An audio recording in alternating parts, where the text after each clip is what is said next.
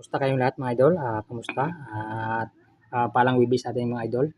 Palang araw ng wibis ngayon mga idol. At ito yung maambo na naman sa amin dito mga idol. Kasi ito yung hapon, umulan talaga. Hindi nakakalimot yung ulan sa amin dito mga idol. Ito yung hapon. So ito mga idol, sa video ito mga idol, papakita ko sa inyo mga idol ang gagawin nating solusyon mga idol sa problema ng ating customer na ang kanyang preno ay malalim na talaga. Malalim na. At ang pagka kumapit man siya, nag-stack up siya. So ito mga idol, pero gagawa natin ng mga solusyon nito mga idol. Gagawa natin ng solusyon nito ang problema ng ating customer.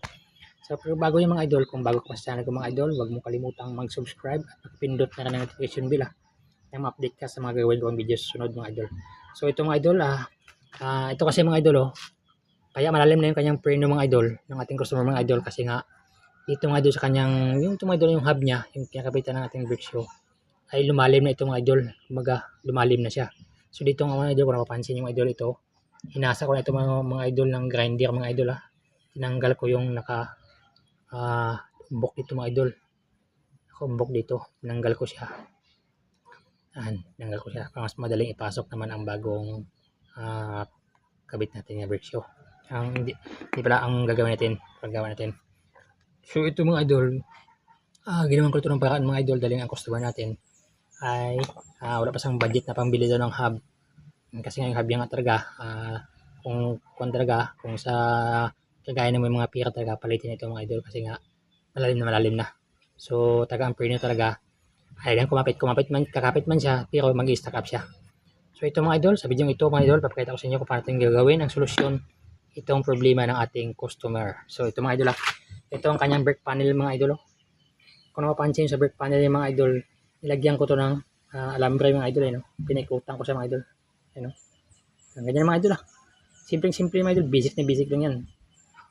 Gamit lang kayo ng ganyan, alambre yan, Tapos, pikutan nyo lang siya. Ayan.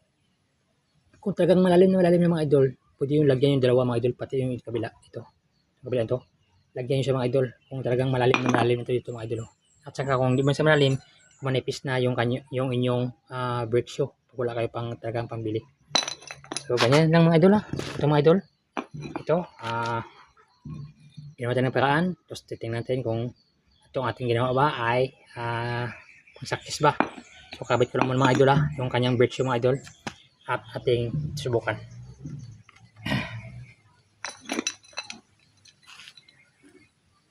Shoutout nga pala sa lahat ng mga nanonood. Shoutout sa inyong lahat. At kamusta kayong lahat? Shoutout din pala sa aking mga kamag-anak dyan sa Sambales. Kamusta kayo mga insan, mga tiyango dyan, kamusta?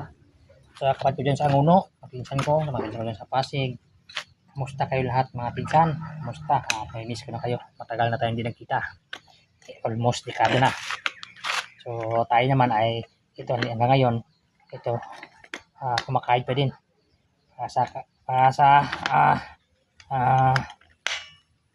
Nabuhay tayo ng marangal mga idol. Mga pinsan, kamusta kayo lahat yan? So ito na idol at nakabit ko na yung kanyang brake shoe. Ito, nakabit ko na. Kung mapansin yung mga idol yan, yung ating ginawang atin siyang sinapian dyan. So ngayon, subukan natin ikabit sa kanyang hub. So yun. Swak na siyang idol, swak pa din siyang idol Kumbaga maluwag pa din siyang idol. Yan, kung maluwag pa din siyang idol, kung tagang maluwag pa din siya, pwede natin itong lagyan sa kabila mga idol dito. Yung isa mga idol sa kabila dito, pwede din lagyan ito ng alambre ulit para umangat pa rin siya ganyan, Umangat siyang ganyan, yan. So ito mga idol, subukan natin ito kung yung isa lang muna kung okay na ba. Yan mga idol, Tapos testing natin muna ang preno kung diba. Ayun, pwede na ito mga idol. Yan Yan, pwede na ito mga idol yan, pwede na ito mga idol. Hindi kasi kamukha kanina yung mga idol, yung din na sa akin ito mga idol ng ating customer mga idol, hanggang dito yung mga idol Pag yun ko mga idol, hanggang dito yung mga idol, dito na siya. Kumbaga, pull na siya. At saka mga idol, papakita ko pa sa inyo mga idol ang tendency mga idol kung bakit nag-stack up mga idol ang inyong preno pagka ito ay malalim na ito. Hindi kaya ang inyong brake shoe ay manipis na. Ganito kasi mga idol Kung mapansin nyo mga idol, itong pinaka-shafting ng brake arm, pag inapakan kasi ito mga idol, ganyan yung sa mga idol umangat siyang ganyan. Yan. So kung manipis na kasi mga idol, manipis na kasi yung brake shoe natin mga idol, manipis na, Pag napakan niya yan, gaganyan siya, di ba? Pag manipis na mga idol, pag hindi pa sumapit, manipis na siya. Hanggang ganyan yan sa mga idol. Ayan, kung napansin mo ganyan niya, oh. Kaya may tendency nag-i-stack up mga idol kasi nga ito, oh, maglalaki siya mga idol. Ayan, maglalaki siya. Kaya mga idol, nag-i-stack up yung brake mga idol. So kaya nga mga idol, kung manipis na yung brakes yung mga idol, dapat palitan nyo na. Huwag nyo paabutin pa na mag-i-stack up siyang ganyan. Mag-i-stack up yung mga idol. So sa kaso nito mga idol, kasi yung problema ng idol, malalim na yung kanyang kanyang hub, malalim na ito.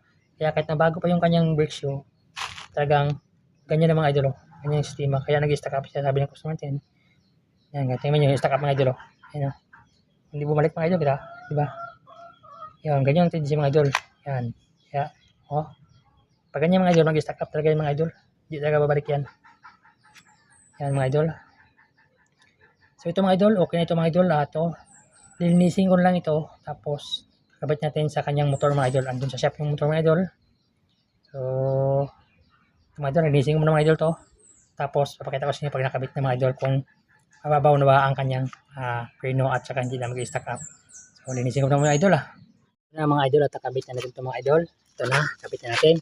So ngayon, testing natin yung kanyang preno kung gaano ba ka kunti lang ang kanyang kapat.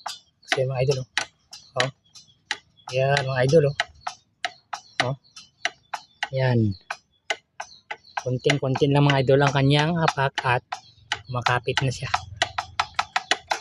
Ganyan mga idol So sana may gustuhan ka sa aking video mga idol. Kung may nagustuhan kayo, paki-like naman at paki-share mga idol. At hanggang dito lang tayo mga idol. At God bless sa ating lahat. Salamat sa inyong panonood mga idol.